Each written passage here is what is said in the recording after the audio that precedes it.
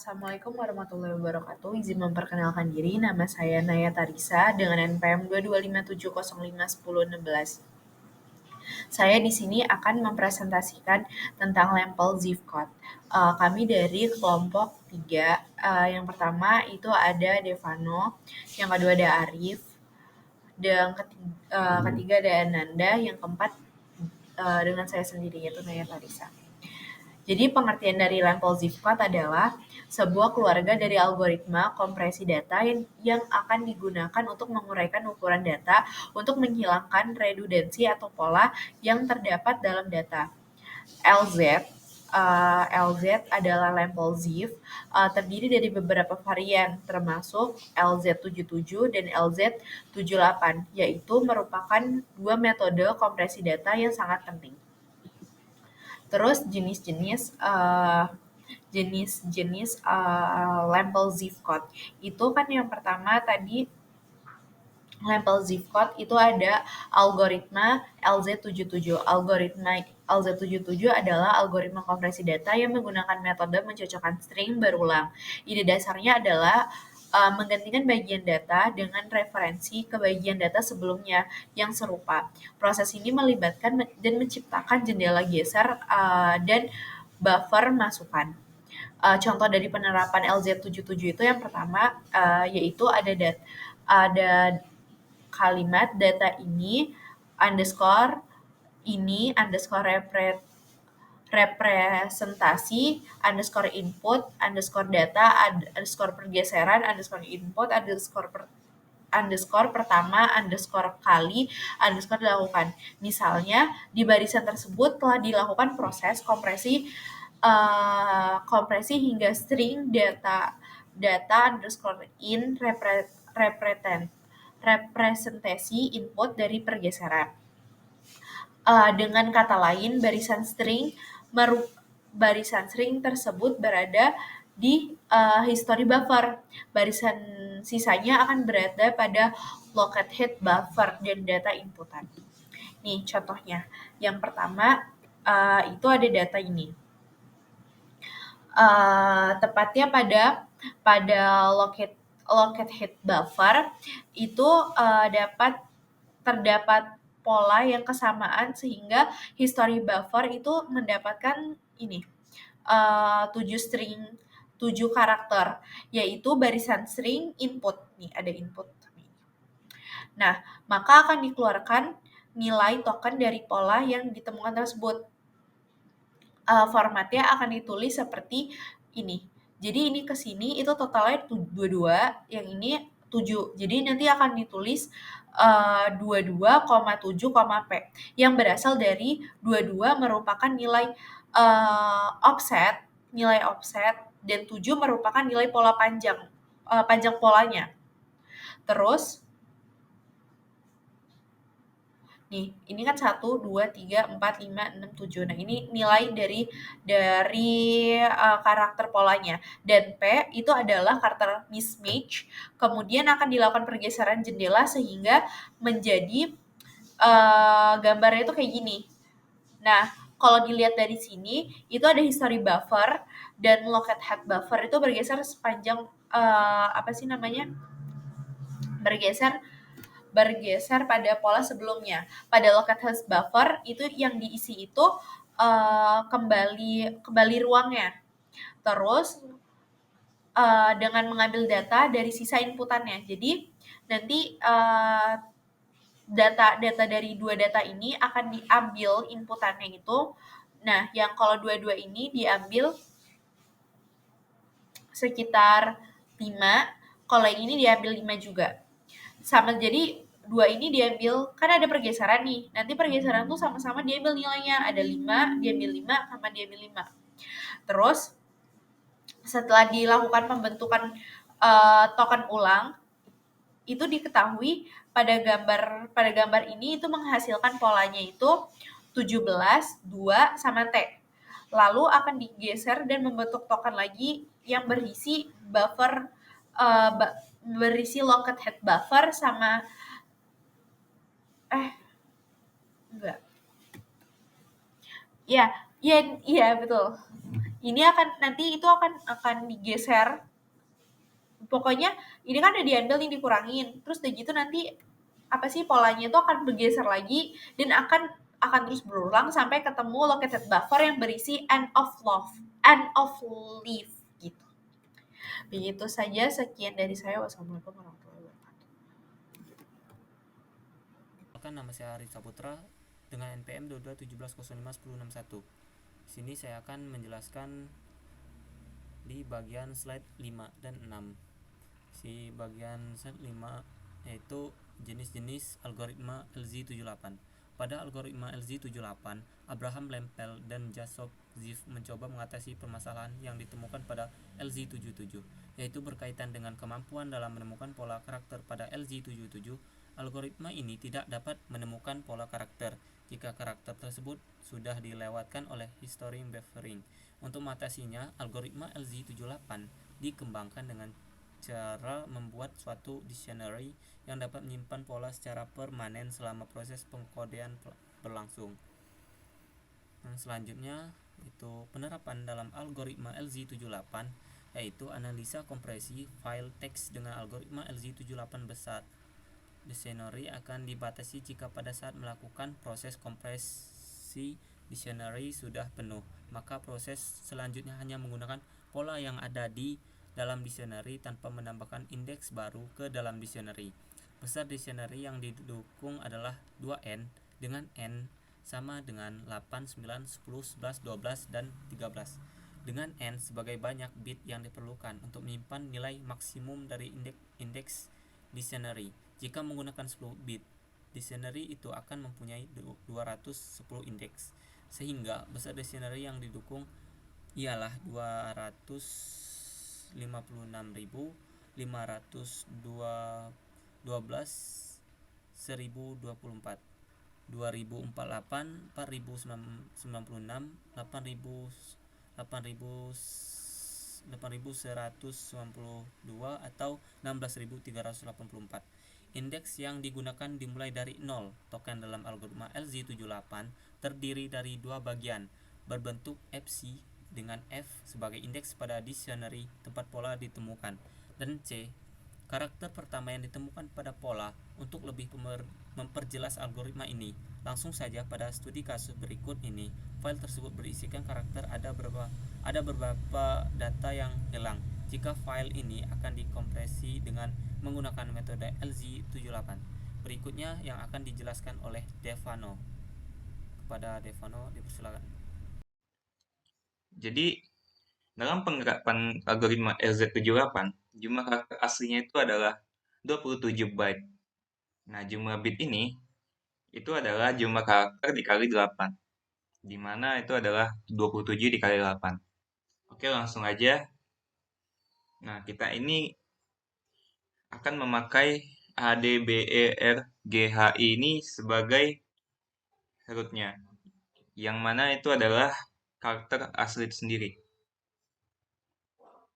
Dan itu juga menghasilkan string output hasil kompresi dari encoding, yaitu 0A, yaitu A sendiri, karena dia ini ada di kamus, dia tuh original.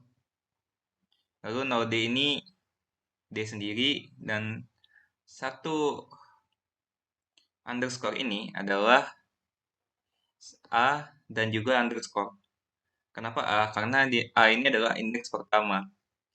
Lalu 0B ini adalah B sendiri, 0E itu adalah E sendiri, 0R itu adalah R sendiri, 1P itu adalah A dan P. Lalu 3D ini adalah, oke, yang ketiga ini ya, dia itu A strip dan D. 3 ini adalah A underscore dan D, jadi A underscore D. 1T ini A dan T. 3Y ini A underscore Y. 1N ini adalah A dan N. 0 underscore ini.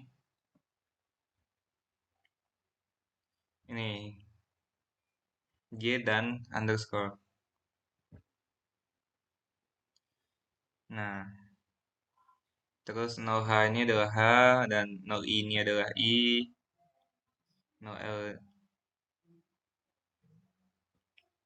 ya ini. Terus 11G itu adalah indeks ke-11-nya. AN, G. Nah, mungkin nanti kita lihat aja di ini. Nah, jadi kita untuk kompresi itu kita memakai pengurutannya itu secara kejadian. Nah, jadi kalau ada beberapa kata yang sama, itu dia ditambahin variabel baru. Nah, seperti sini A, D, dan ini ada as. Underscore itu adalah penambahan dari A ini. Terus B, R, E, R, A, P, A underscore D. Nah, itu karena dia ada A underscore, jadi kita tambahin di underscore D. Oke, langsung aja. Untuk indeks pertama kita memakai string A, di mana outputnya itu adalah A. Nah, untuk yang kedua itu kita memakai D, di mana outputnya itu adalah D sendiri. Nah, kita memerlukan, karena A underscore ini belum dimasukkan kamus, jadi karena itu adalah underscore.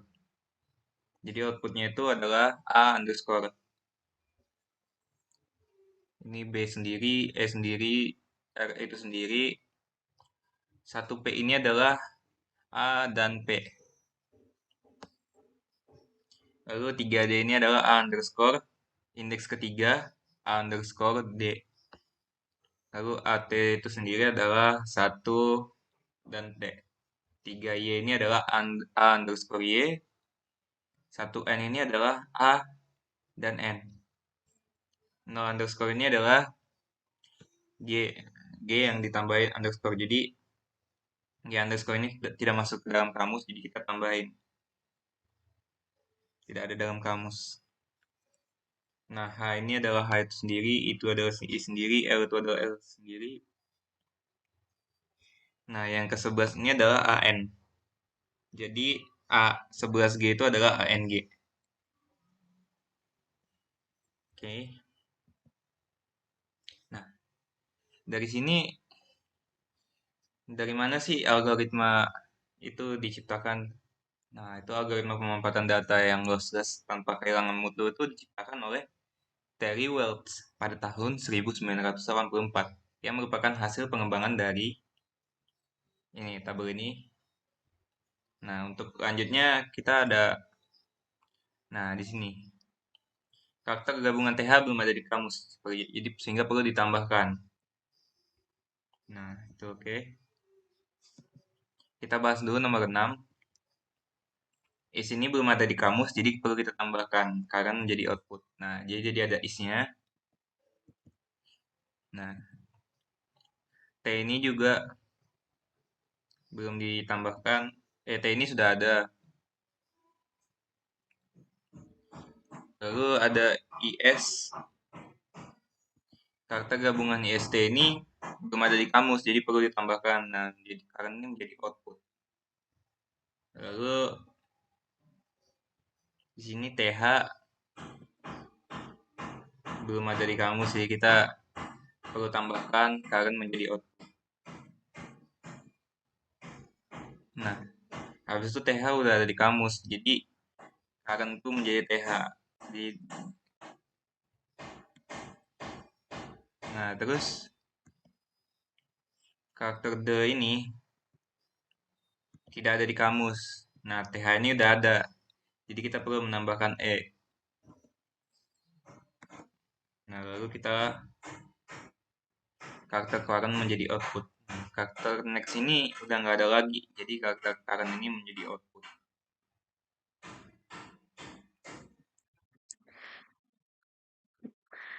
Saya Ananda Karunia Putri, NPM 22170515152. Jadi di sini saya akan menjelaskan tentang aplikasi dan penerapan dari algoritma label zip encoding. Yang pertama itu redundancy of the label zip incremental parsing rule. Penguraian label zip yang dikenal sebagai LZ78 memiliki variasinya seperti LZW dan G. Aturan ini penting dalam pengompresan data tanpa kehilangan yang praktis karena mampu mencapai tingkat kompresi yang baik dengan efisiensi komputasi yang tinggi. Hal ini membahas secara spesifik tentang kelebihan pengkodean yaitu jumlah bit biner yang dibutuhkan untuk mengkodekan string sumber dibandingkan dengan entropi empiris string tersebut. Yang kedua itu ada on the average redundancy rate of the label zip code. Redundansi rata-rata dari kode label zip yang sering digunakan dalam kompresi data tanpa kehilangan dan merupakan bagian dari standar Unix Complex Command serta standar CCIT untuk kompresi data pada modem. Penelitian ini menyatakan bahwa meskipun kode LZ78 dianggap sebagai universal dan optimal secara asimptotik, ada batas bawah tertentu untuk redundansi yang bisa dicapai oleh kode ini, khususnya dalam kondisi tertentu. Lalu yang ketiga ada penerapan faktorisasi label zip pada pendekatan kompresi berbasis tata bahasa. Memperkenalkan tipe baru dari tata bahasa bebas konteks yang disebut AVL Grammar dan menunjukkan penerapannya dalam kompresi berbasis tata bahasa. Menggunakan tata bahasa ini, penulis menyajikan sebuah metode untuk mengubah encoding LZ77 berukuran K menjadi encoding berbasis tata bahasa berukuran OKL log N dalam waktu OK log N. Selain itu, metode ini menyediakan perkiraan rasio O log N untuk kompresi berbasis tata bahasa minimal dari sebuah string berukuran N atas sebuah alfabet. Lalu yang terakhir itu ada efficient algorithm for label zip encoding. Algoritma deterministik yang efisien untuk menangani masalah teks yang dikompres menggunakan kode label zip. Penelitian ini fokus pada pencocokan pola, di mana baik pola maupun teks dikompres dengan LZ. Salah satu masalah utama yang dibahas adalah fully compressed matching problem, di mana diberikan pola dan teks yang dikompres, ditanyakan apakah pola tersebut muncul di dalam teks. Jika ya, laporkan kejadian pertama, jumlah total kejadian dan set kompres dari sebuah kejadian tersebut. Jadi kesimpulannya adalah label zip coding adalah metode kompresi data yang efisien untuk mengurangi ukuran data dengan pola berulang. Metode ini memanfaatkan kamus untuk menggantikan kejadian berulang dengan referensi ke satu salinan saja. Meskipun beragam dalam varian seperti LZ77, LZ78, dan LZW, prinsip dasarnya tetap sama. Meskipun efektif untuk teks dan data biner tertentu, namun tidak selalu menghasilkan rasio kompresi tertinggi terutama untuk data yang sangat acak. Meskipun demikian, label zip coding tetap menjadi dasar bagi banyak algoritma kompresi yang umum digunakan seperti gzip, deflate, dan format gambar PNG. Sekian dari saya kembalikan ke moderator.